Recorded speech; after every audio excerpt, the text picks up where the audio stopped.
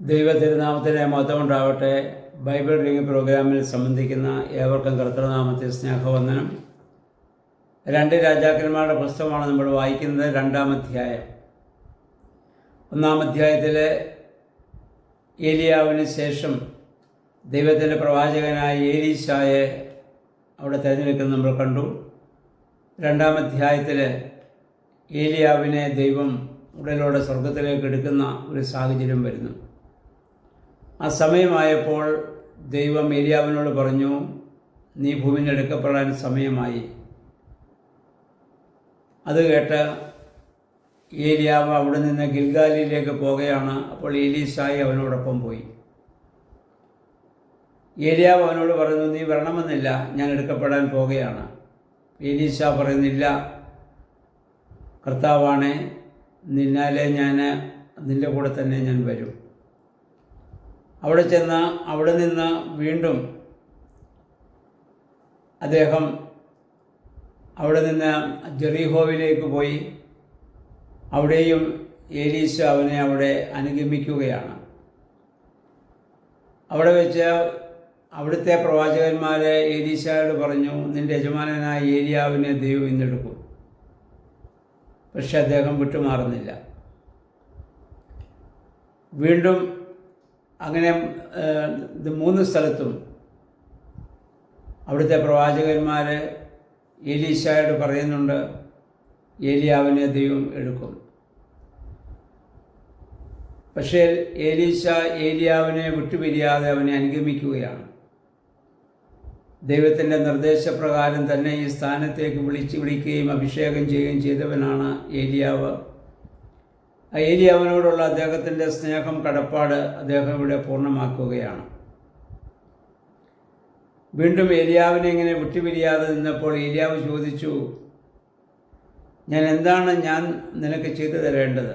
എന്താണ് നീ എന്നിൽ നിന്ന് പ്രതീക്ഷിക്കുന്നത്? ഏലീശ പറയുന്ന ഒരു വാക്കുണ്ട്, അങ്ങേക്ക് ലഭിച്ച പരിശുദ്ധാത്മാവിൻ്റെ ഇരട്ടി ആത്മാവിനെ എനിക്ക് ലഭിക്കണം. അതാണ് എൻ്റെ ആഗ്രഹം. ഏലിയാവിൻ്റെ മേൽ വർഷിക്കപ്പെട്ട പരിശുദ്ധാത്മാവിൻ്റെ ഇരട്ടി എനിക്ക് വേണം.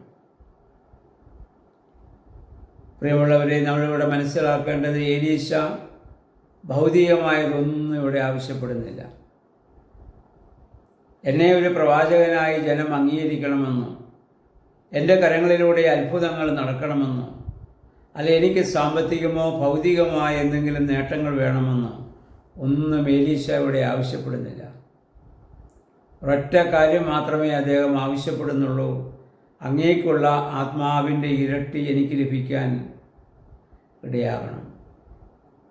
കാരണം അങ്ങ് ചെയ്തതുപോലെയുള്ള ശുശ്രൂഷയാണ് ഞാൻ ആഗ്രഹിക്കുന്നത്. ഇത് നമ്മളൊക്കെയും ചിന്തിക്കേണ്ട കാര്യമാണ്. ഇന്നേ ദിവസം വരെ പരിശുദ്ധാത്മാവ് നമ്മിൽ വരണമെന്നോ പരിശുദ്ധാത്മാവിൻ്റെ ഇരട്ടി ആത്മാവ് നമ്മിൽ പ്രവർത്തിക്കണമെന്നോ നമ്മളാരും ആഗ്രഹിക്കുന്നില്ല.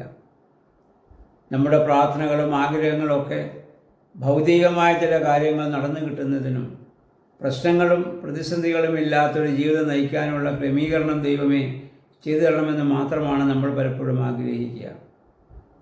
അതൊന്നും ഏലീശ ഇവിടെ ആഗ്രഹിക്കുന്നില്ല. ഏത് പ്രതിസന്ധിയെയും ഞാൻ നേരിടാൻ ഞാൻ ഇപ്പോൾ ഏലീശ തയ്യാറാണ്. ഒറ്റ കാര്യം മാത്രം, ഏലിയാവിൻ്റെ ഇരട്ടി ആത്മാവിനെ എനിക്ക് ലഭിക്കണം. ഏലിയാവ് പറയുന്നത് അത്ര എളുപ്പമുള്ള കാര്യമല്ല ഇരട്ടി ആത്മാവിനെ ലഭിക്കുക എന്നുള്ളത്.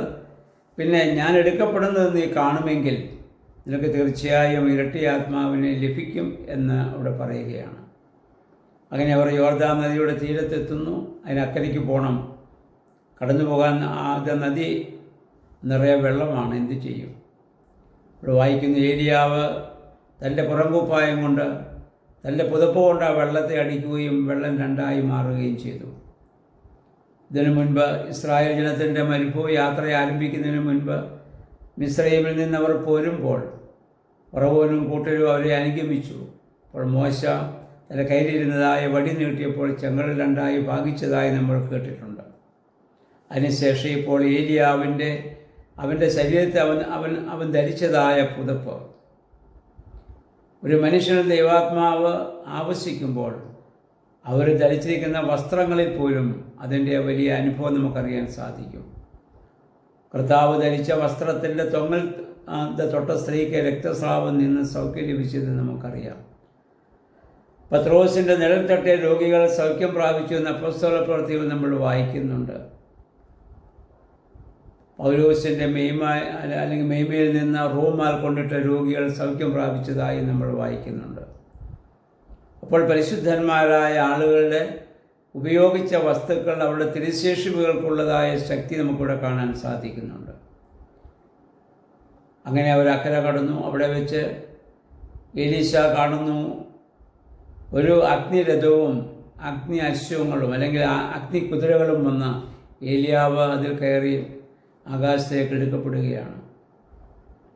ആ സമയത്ത് എലീശ വളരെ ഭക്തിപുരസ്സരം അത് കണ്ടു നിൽക്കുകയാണ്. ഏലിയാവിൽ നിന്ന് താഴെ പോയ ആ ഒരു പുതുപ്പ് മാത്രം ഇപ്പോൾ എലീശയ്ക്ക് ഇവിടെ ലഭിച്ചു. അപ്പം നദി തിരികെ കടക്കാൻ വേണ്ടി അദ്ദേഹം അതേ പുതുപ്പ് കൊണ്ടടിക്കുകയും അവിടെ നദി രണ്ടായിട്ട് മാറുകയും ചെയ്യുന്നുണ്ട്. അപ്പോൾ ഏലിയാവിന് ലഭിച്ചതുപോലെയുള്ള അതിൻ്റെ ഇരട്ടി ആത്മാവിനെ എലീശായ്ക്ക് ഇവിടെ ലഭിക്കത്തക്കവണ്ണമുള്ള ക്രമീകരണം ദൈവം ചെയ്യുകയാണ്. അങ്ങനെ എലീശ ഇക്കര കടന്ന് അദ്ദേഹം പ്രവർത്തനം ആരംഭിക്കുകയാണ്. ഈ ഒരു പ്രവൃത്തി കൊണ്ട് ജനങ്ങൾ എലീശായെ അംഗീകരിച്ചാണ് ഏലിയാവിൻ്റെ അതേ ആത്മാവിനെ, ഇരട്ടി ആത്മാവിനെ എലീശായ്ക്ക് ലഭിച്ചിട്ടുണ്ട് എന്നവർ മനസ്സിലാക്കുകയും എലീശായെ ഒരു പ്രവാചകനായി അവർ അംഗീകരിക്കുകയും ചെയ്യുന്നു. ആ സമയത്ത് അവർ പോകുമ്പോൾ ആ പ്രദേശത്തെ വെള്ളം അവർക്ക് അനുഭവയോഗ്യമല്ല, കേടായ ചീത്തയായ വെള്ളമാണ്, കുടിക്കാൻ കൊള്ളില്ല.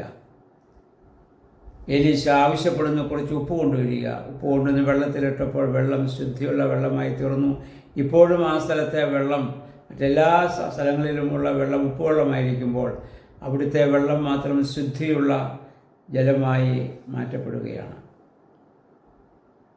എലീശായിലൂടെ ദൈവത്തിൻ്റെ ശക്തി അവിടെ പ്രവർത്തിക്കുന്നുണ്ട്. അതിനുശേഷം നമ്മൾ കാണുന്നവർ നടന്നു പോകുമ്പോൾ എലീശായെ ഒരു കൂട്ടം ബാലന്മാർ അധിക്ഷേപിക്കുന്നുണ്ട്. മുട്ടത്തലയ കയറി വരിക എന്ന് പറഞ്ഞ് എലീശായെ അധിക്ഷേപിച്ചു. എലീശ തിരിഞ്ഞവരെ അവിടെ ശപിക്കുന്നുണ്ട്. നമ്മൾ വായിക്കുന്നു, 2 പെൺകരടികൾ വന്ന് ആ 42 കുട്ടികളെ പിച്ചു ചീന്തിയതായി നമ്മൾ കാണുന്നു. ദൈവത്തിൻ്റെ അഭിഷിക്തന്മാരെ അധിക്ഷേപിക്കുവാൻ നമുക്ക് അവകാശമില്ല. അവരുടെ ഭാഗത്ത് കുറവുകളും ബലഹീനതകളൊക്കെ കണ്ടേക്കാം. പക്ഷേ വ്യക്തിപരമായ അധിക്ഷേപം ദൈവം സഹിക്കുകയില്ല. കാരണം ദൈവത്തിൻ്റെ ആത്മാവ് അല്ലെങ്കിൽ ദൈവത്താൽ അഭിഷേകം ചെയ്യപ്പെട്ടവരാണ്. പഴയ നിയമത്തിൽ ഇസ്രായേൽ ജനം മോശയ്ക്കെതിരായിട്ട് പിറുപിറുത്തു. സീൻ മരുഭൂമിയിൽ വെച്ച് മോശയോട് കണ്ടമാനം അവർ കോപിക്കുകയും അവനെ അധിക്ഷേപിക്കുകയും ചെയ്തു. നമ്മൾ വായിക്കുന്നു, അഗ്നിസർപ്പത്തെ ദൈവം അയച്ചതായി സംഖ്യാപുസ്തകം 21 അധ്യായത്തിൽ നമ്മൾ വായിക്കുന്നുണ്ടല്ലോ. അവർ മോശയോടാണ് പറഞ്ഞതെങ്കിലും ദൈവത്തോട് ചെയ്തതായ അധിക്ഷേപമായി ദൈവം അത് കണക്കാക്കുകയാണ്. കാരണം ദൈവത്തിന് വേണ്ടിയാണ് മോശ അവിടെ നിൽക്കുന്നത്, ദൈവത്തിൻ്റെ പ്രതിപുരുഷനാണ്. ഇതുപോലെ പ്രവാചകന്മാരും അഭിഷിക്തന്മാരും ഒക്കെ ദൈവത്തിൻ്റെ ഒരു പ്രതിപുരുഷ സ്ഥാനത്ത് നിൽക്കുന്നത് കൊണ്ട് അവരെ അധിക്ഷേപിക്കുന്ന ദൈവത്തെ അധിക്ഷേപിക്കുന്നതിന് തുല്യമാണ്. മത്തായിയുടെ സുവിശേഷം 5-ാം അധ്യായം 20 വാക്യങ്ങൾ വായിക്കുമ്പോൾ കർത്താവ് പറയുന്നുണ്ട്, ഭൂമി നിങ്ങൾ ആരെയും പോഷ എന്നോ മൂഢ എന്നോ വിളിക്കരുത്. ആർക്കെങ്കിലും ബുദ്ധി കൂടുതലുണ്ടെങ്കിൽ അവൻ്റെ കഴിവല്ല, ബുദ്ധി കുറഞ്ഞെങ്കിൽ അവൻ്റെ കുഴപ്പവുമില്ല. സൃഷ്ടിയെ അധിക്ഷേപിക്കുന്നവൻ സൃഷ്ടിതാവിനെ അധിക്ഷേപിക്കുന്നു എന്നുള്ളതാണ്. അതുകൊണ്ട് ഏത് ബലഹീനനെയും ആദരിക്കുവാനും സ്നേഹിക്കുവാനും നമുക്കിടയായി തീരണം. എലീശായെ പോലെ നമ്മൾ ദൈവസ്ഥലിൽ പ്രാർത്ഥിക്കേണ്ടത് ഭൗതികമായതിനുമല്ല, നമ്മൾ ജീവിക്കുന്നതിനും പറയുള്ളൂ, ഭൗതികമായതിൽ നമ്മെ പിന്തുടരുകയുള്ളൂ. അതിനുശേഷവും നമ്മെ പിന്തുടരുന്ന നമ്മുടെ ആത്മാവിൽ നമ്മൾക്കുള്ളതായ അനുഭവങ്ങളാണ്. പരിശുദ്ധാത്മാവെ ഇരട്ടി ശക്തി ഞങ്ങൾക്ക് നൽകണമേ. നമുക്ക് എലീശായെ പോലെ നമുക്കും പ്രാർത്ഥിക്കാം. അപ്പോൾ ദൈവം നമ്മുടെ കരങ്ങളിലൂടെ പ്രവർത്തിക്കാൻ കാരണമായി തീരും. പ്രകാരമുള്ള അനുഭവം ഉണ്ടാകുവാൻ നമുക്ക് ആഗ്രഹിക്കുകയും പ്രാർത്ഥിക്കുകയും അതിനുവേണ്ടി നമ്മെ സമർപ്പിക്കുകയും ചെയ്യാം. ദൈവമേ, പരിശുദ്ധാത്മാവെ, അതിന് ഞങ്ങളെ ശക്തീകരിക്കുകയും ബലപ്പെടുത്തുകയും ചെയ്യണമെന്ന് പ്രാർത്ഥിക്കാം. ദൈവത്തിന് നമ്മെ എല്ലാവരെയും സഹായിക്കുമാറാകട്ടെ.